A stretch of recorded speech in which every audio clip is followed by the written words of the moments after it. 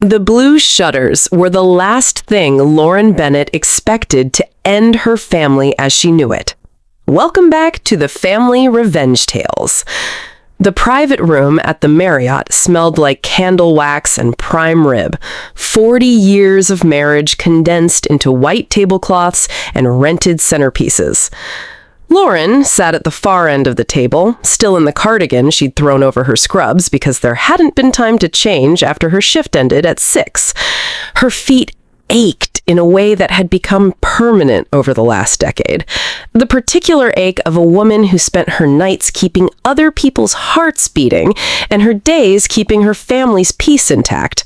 She smiled anyway. She always smiled anyway. Her mother, Diane, glowed at the head of the table in a dress that probably cost more than Lauren's monthly rent. Her father, Richard, sat beside her, quiet as always, refilling wine glasses like it gave his hands something honest to do.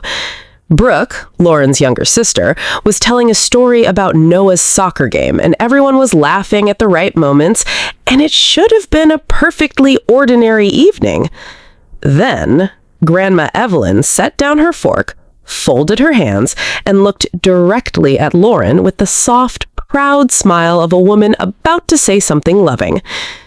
"Did you ever repaint those blue shutters, sweetheart? I always thought white would look prettier against the brick."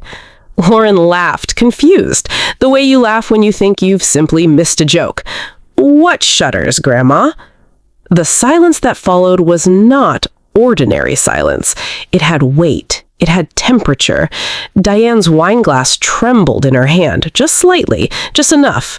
Richard suddenly became very interested in his napkin. Brooke's smile didn't fall so much as it evaporated, like she'd been slapped and hadn't decided yet whether to cry or apologize. Grandma Evelyn's expression shifted from confusion to something far more dangerous: understanding. Her eyes moved slowly around the table, from her daughter to her son-in-law to her younger granddaughter, and something in her face closed like a door. She reached down beside her chair, picked up a worn leather folder Lauren hadn't even noticed until that moment, and quietly set it in her lap, without opening it. "I see," was all she said. Lauren didn't understand what she was looking at yet, but every instinct she'd built over 10 years of reading the small, terrible signs on a hospital monitor told her this was the beginning of something that could not be undone. She had spent her whole life being the daughter who understood things without needing them explained. Lauren was 34 now, a trauma ICU nurse at Vanderbilt, the kind of job that taught you how fragile a family could be, how quickly love could turn into obligation if you weren't careful. And Lauren had never been careful, not with her own heart. She had scheduled her parents' doctor appointments since she was 26. She untangled their insurance claims, caught their overdraft fees before the bank did, filed their taxes every April without being asked. When Brooke's marriage fell apart 3 years ago, it was Lauren who picked Noah up from school twice a week, who sat with her sister until 2 in the morning while she cried about a man who never deserved her. Lauren had always told herself this was simply what it meant to be family. You showed up. You gave. If you were strong, you didn't ask why the giving only seemed to flow in one direction. That night, she drove her grandmother back to her hotel, the two of them quiet in a car that felt smaller than usual. Inside the room, Evelyn sat on the edge of the bed and finally opened the leather folder resting in her lap. "3 years ago," she said, her voice steady but her hands not quite, "I bought you a house." Lauren felt the air leave her lungs. Evelyn explained it slowly, like she was giving Lauren time to absorb each piece before adding the next. After she sold the family farm in South Carolina, she'd had more money than she knew what to do with, and only one thought in her mind: Lauren, who never asked for anything, who deserved a place of her own that no one could take from her. She'd found a historic cottage in Spring Hill, arranged for renovations, and because her hip made travel difficult, she had asked Diane to oversee the work and keep her updated. The plan was your birthday. I was going to hand you the keys myself. I imagined it so many times, Lauren. Your face, I thought about it on the plane ride here. I never got any keys. I never even heard about a house. Evelyn's face went pale in a way that frightened Lauren more than anything else that night. I know. I understand that now. Lauren didn't sleep. At 11 that night, she found herself driving to the address written on the folder's inside cover, telling herself she just needed to see it, just needed to understand. When she pulled up to the curb, her chest went tight and cold. There was a bicycle in the yard.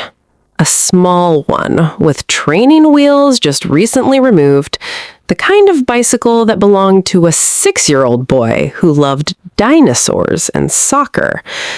There was a porch swing by the front door, the exact one Lauren remembered admiring in a photograph Evelyn had once shown her, back before Lauren knew what she was looking at. And through the window, she could see Brooke's kitchen curtains, the ones from her old apartment, now hanging in a home Lauren had never been invited to see. She remembered, with a nausea that rose slowly and then all at once, helping Brooke move boxes into this exact house 2 years ago. She remembered carrying a lamp up that porch step. She remembered thinking, at the time, how lucky Brooke was to have found such a good rental for the price. She had unknowingly carried her own belongings into a home that had never belonged to her sister at all.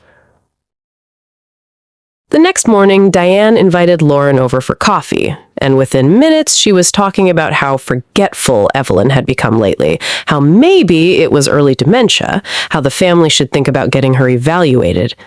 Lauren said nothing, only watched her mother's eyes flick nervously toward the closed door of the home office down the hall. When Diane's phone rang and she stepped outside to take the call, Lauren didn't think. She walked into that office and found a small, fireproof lockbox tucked behind a filing cabinet, unlocked as if no one had ever imagined a reason to hide it more carefully. Inside were the property deed, a signed title transfer, renovation invoices, and bank statements showing the transfer of funds from Evelyn's account. Every document had Lauren's name typed cleanly at the top. At the very bottom, beneath the papers, was a USB drive with 3 words written on it in her grandmother's careful handwriting: Lauren's birthday. She watched it that night, alone in her apartment, her hands shaking so badly she nearly dropped her laptop twice. On the screen, Evelyn stood on the cottage porch, sunlight behind her, smiling the way she smiled when she was truly happy. "Sweetheart," her grandmother said to the camera, to a Lauren who had never been allowed to see this moment. "I wanted you to have a place that's completely yours, a home where no one can ever make you feel like a burden again." Lauren sat on her kitchen floor and cried until there was nothing left in her. She confronted Brooke the following afternoon, not with anger, but with the flat, controlled voice she used when delivering bad news to a patient's family. Brooke's reaction told her everything she needed to know. Her sister went white, then furious, then finally, quietly, devastated. She swore she'd been told Lauren didn't want the cottage, that Lauren had turned it down after her divorce because she didn't want to uproot Noah's school district. Diane had shown her printed emails as proof. Lauren asked to see them. The emails were riddled with small, glaring errors. A signature Lauren never used, a phrasing she would never write, a date that placed the message during a week Lauren had documented working 3 consecutive overnight shifts at the hospital. "She lied to me too," Brooke said, and for the first time in years, Lauren saw something honest cross her sister's face. Not guilt exactly, recognition. The slow horror of realizing you've been living inside someone else's carefully built story. Lauren didn't scream, she didn't throw accusations across the dinner table or post anything online. Instead, she did what she'd been trained to do in every crisis of her professional life. She documented. Every bank record, every renovation invoice, every fabricated email, every witness who could confirm a piece of the timeline. She built a file so complete that no version of events could survive contact with it. Evelyn introduced her to an attorney named Rebecca Sullivan, a calm, sharp-eyed woman who reviewed the folder for nearly an hour without speaking. When she finally looked up, she said, "This isn't a misunderstanding, Lauren. This is documented financial fraud, real property, intentionally purchased for you, redirected and concealed for 3 years." But rather than filing suit immediately, Rebecca recommended mediation first. She said, "Sometimes the truth needs a room where everyone has to sit and hear it at the same time, before we decide what justice looks like." The mediation office in Nashville was quiet and beige and utterly unprepared for what unfolded inside it. Diane insisted again and again that she had only been trying to protect Brooke, that Brooke needed stability after her divorce more than Lauren did. Richard said little, only that he'd trusted his wife to handle it, and Lauren watched something in her father's face crumble as he said it, the slow understanding that trust without questioning was its own kind of failure. Brooke admitted, voice shaking, that she had never once asked why a rental this beautiful cost so little, because she was too afraid of losing the first stable ground she'd stood on in years. Then Rebecca played the video. Evelyn's voice filled the small room. "Sweetheart, I wanted you to have a place that's completely yours." No one spoke for a long time afterward. There was nothing left to argue. Under the weight of that silence, Diane finally broke. She told them about being 16 years old, about the farming accident that put her own father in a wheelchair, about how she'd given up a scholarship and a life she'd wanted to keep her family from falling apart. "I decided a long time ago that the strongest child carries everyone else," she said, tears finally falling. "I didn't even realize I was doing the same thing to Lauren. I just saw a daughter who could handle it, and a daughter who couldn't, and I made the same choice my own mother never gave me permission to question." Lauren listened to her mother's pain and let it be real, but she also let it stay exactly what it was, an explanation, not a pardon. When Rebecca asked what Lauren wanted, the room went still, waiting for anger, waiting for a lawsuit, waiting for the kind of ending that made for satisfying gossip. Instead, Lauren asked for something simpler. Brooke could stay in the cottage, but within 6 months, she would refinance the home legally in her own name and repay every dollar owed to their grandmother. The adults would carry the consequences of what the adults had done. Noah, 6 years old and innocent of all of it, would not lose his home over his grandmother's choices. "I don't want revenge," Lauren said quietly. "I want the truth to finally cost something. That's different." 5 months later, the debt was fully repaid. Brooke stood at her own closing table and signed her name to a mortgage that was hers and no one else's, and something in her posture looked lighter than it had in years.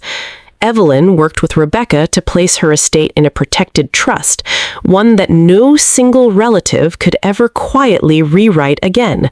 And for the first time in her life, Lauren allowed herself to accept her grandmother's help the way it had always been intended, openly, honestly, with her name on every single page.